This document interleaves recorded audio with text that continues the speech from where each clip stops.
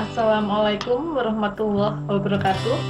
Halo, selamat datang kembali di kelas daring untuk mata kuliah Bahasa Indonesia bagi mahasiswa Prodi Teknik Informatika, Prodi Administrasi Bisnis, serta Prodi Akuntansi semester 2 Politeknik Saunggalih Aji Kutoarjo.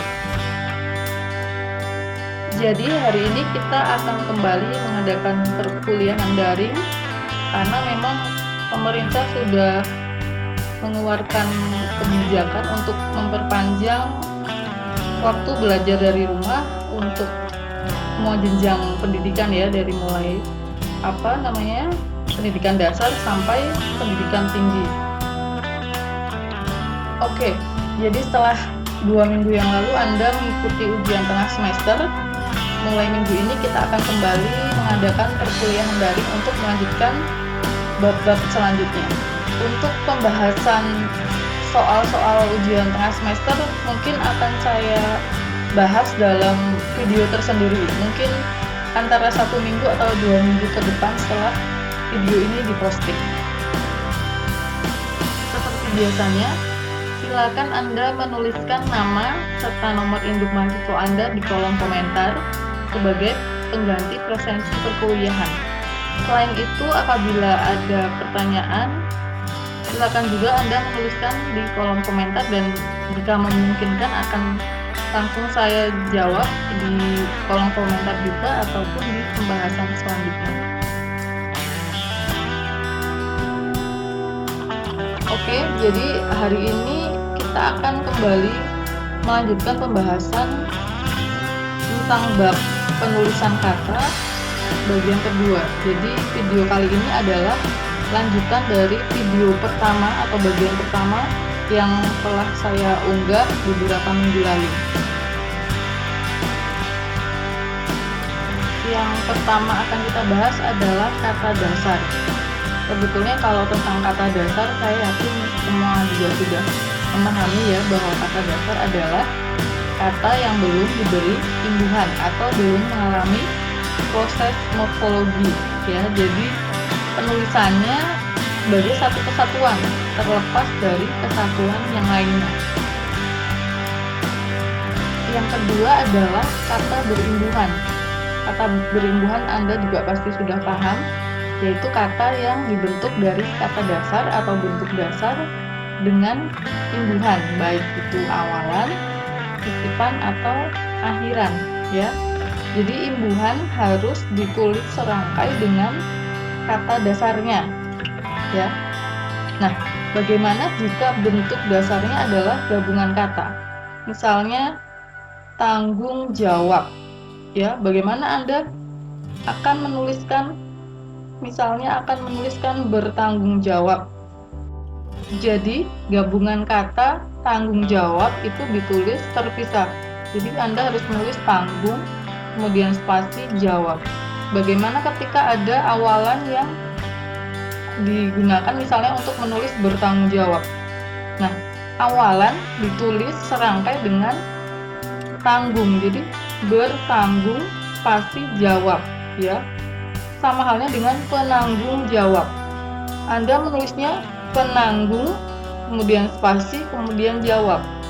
Berbeda dengan bentuk mempertanggungjawabkan dan pertanggungjawaban. Karena dalam penulisan mempertanggungjawabkan dan pertanggungjawaban itu, si gabungan kata tanggung jawab itu telah memperoleh konfiks atau gabungan antara prefiks atau awalan dengan sufiks atau akhiran. Jadi penulisannya menjadi satu susunan, tidak ada spasi atau tidak dipisah ya. Nah, di sini saya juga akan menambahkan penjelasan tentang bentuk terikat ya.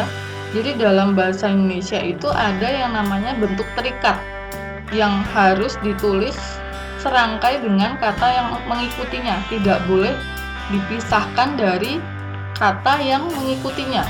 Ada banyak sekali contoh-contoh bentuk terikat dalam bahasa Indonesia, misalnya adi, infra, pro, pasca, purna, antar, anti, semi, ekstra, multi, sub, ultra, dan lain sebagainya. Anda bisa mencari sendiri di internet, misalnya mengetikkan bentuk terikat dalam bahasa Indonesia. Anda akan menemukan banyak sekali contoh-contoh bentuk terikat dalam bahasa Indonesia. Saya beri contoh, misalnya penulisan infrastruktur, pasca sarjana, purnawirawan, antar kota, antibiotik, ekstrakurikuler, semifinal, multilateral, prasejarah, subbagian, ultraviolet, narasumber, multimedia, dan lain sebagainya. Ya, Anda bisa mencari contoh sendiri bagaimana bentuk terikat seperti infra, pro, pasca, antar, anti, dan lain sebagainya itu harus selalu ditulis serangkai dengan kata yang mengikutinya. Namun ada pengecualian jika bentuk terikat tersebut bertemu dengan kata yang berhuruf awal kapital atau singkatan yang berupa huruf kapital, ya. Misalnya jika ada bentuk terikat non. Bentuk terikat non jelas harus ditulis serangkai atau disambung dengan kata yang mengikutinya. Misalnya non-aktif atau non-blok jelas harus ditulis serangkai menjadi non-blok atau non-aktif. Namun jika bentuk terikat non tersebut bertemu dengan misalnya singkatan yang berupa huruf kapital, misalnya ada kalimat pertemuan itu dihadiri juga oleh negara-negara non-ASEAN. Non-ASEAN, non adalah bentuk terikat namun dia bertemu dengan singkatan yang berupa huruf kapital, ya. Jadi penulisannya harus dirangkai dengan tanda hubung non, kemudian tanda hubung, lalu ASEAN. Oke, berikutnya adalah kata ulang. Ini juga saya yakin dari Anda belajar bahasa Indonesia di SMP atau SMA pasti sudah belajar banyak tentang kata ulang, ya. Namun misalnya saya ingin memberi contoh, misalnya Anda harus mengulang bentuk seperti surat kabar. Surat kabar jika diubah menjadi kata ulang akan menjadi apa? Apakah menjadi surat kabar, surat kabar, atau bagaimana? Jawabannya adalah surat kabar, ya. Jadi bentuk perulangan dari surat kabar adalah surat kabar, bukan surat kabar, ya. Sama halnya ketika akan membuat bentuk perulangan dari kapal barang, bukan menjadi kapal barang, tapi kapal barang. Rak buku tidak menjadi rak buku, namun menjadi rak buku. Gabungan kata adalah bentuk yang terdiri atas dua buah kata atau lebih, misalnya kantor pos, luar negeri, tata bahasa, dan lain sebagainya, ya. Jadi kata-kata yang membentuk gabungan kata harus ditulis terpisah, ya. Unsur gabungan kata yang juga lazim disebut sebagai kata majemuk juga ditulis terpisah.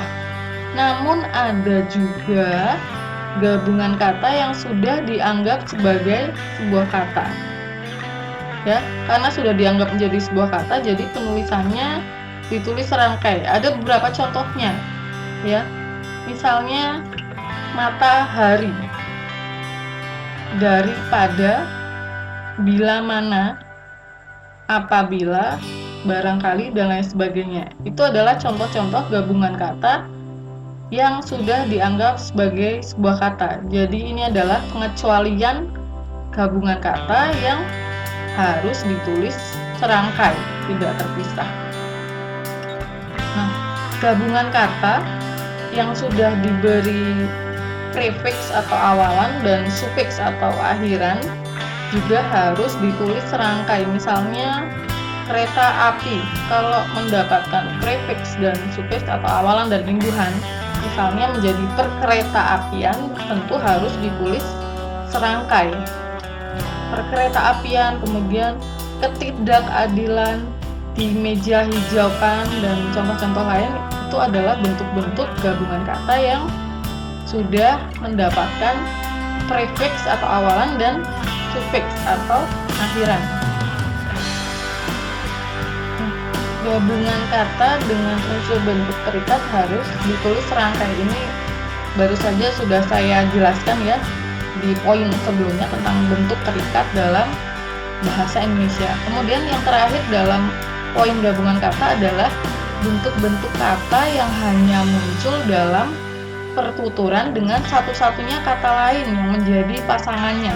Ya, jadi dalam bahasa Indonesia itu ada bentuk-bentuk kata yang hanya akan muncul dengan satu pasangan lain ya, dan harus ditulis terpisah. Misalnya pora hanya bisa muncul dengan kata pesta.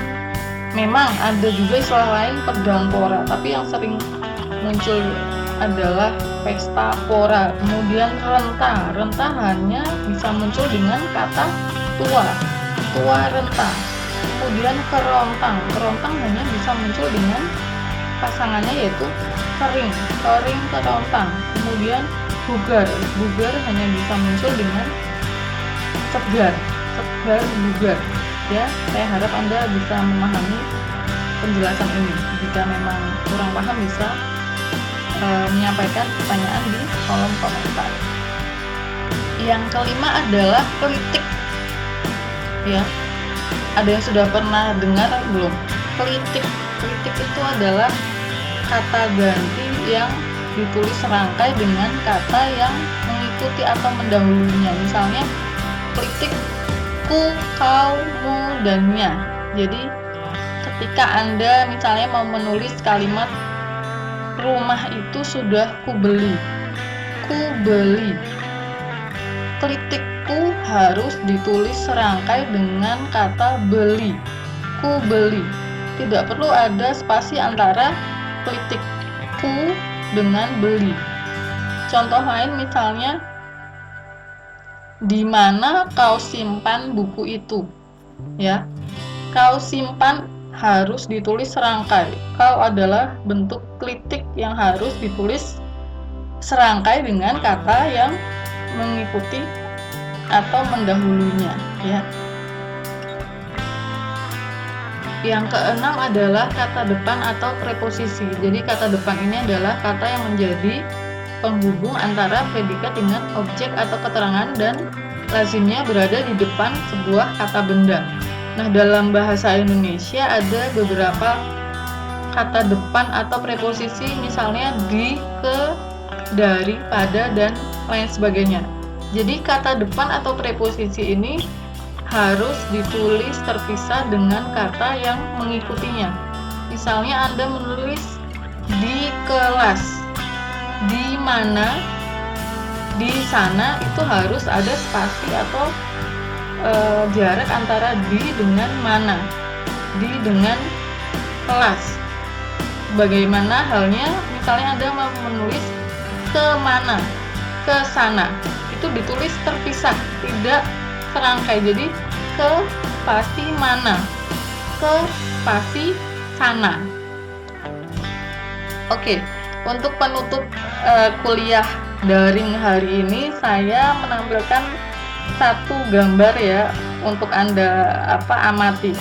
Jadi dari gambar ini saya harap Anda bisa membedakan pemakaian di sebagai kata depan atau preposisi dan di sebagai prefix atau awalan ya. Anda bisa saling berdiskusi dengan rekan Anda untuk membahas perbedaan pemakaian di sebagai preposisi dan di sebagai awalan, karena saya ingat minggu lalu ada mahasiswa yang bertanya kepada saya tentang hal ini ya. Nanti akan saya posting di website kampus, di sistem e-learning kampus untuk penugasan ini. Oke, Saya rasa perkuliahan daring hari ini saya cukupkan sampai di sini. Untuk bab kelima tentang penulisan kata ini masih akan ada satu bagian lagi yang akan saya unggah minggu depan atau mungkin akhir minggu ini. Nanti akan saya beritahukan lebih lanjut.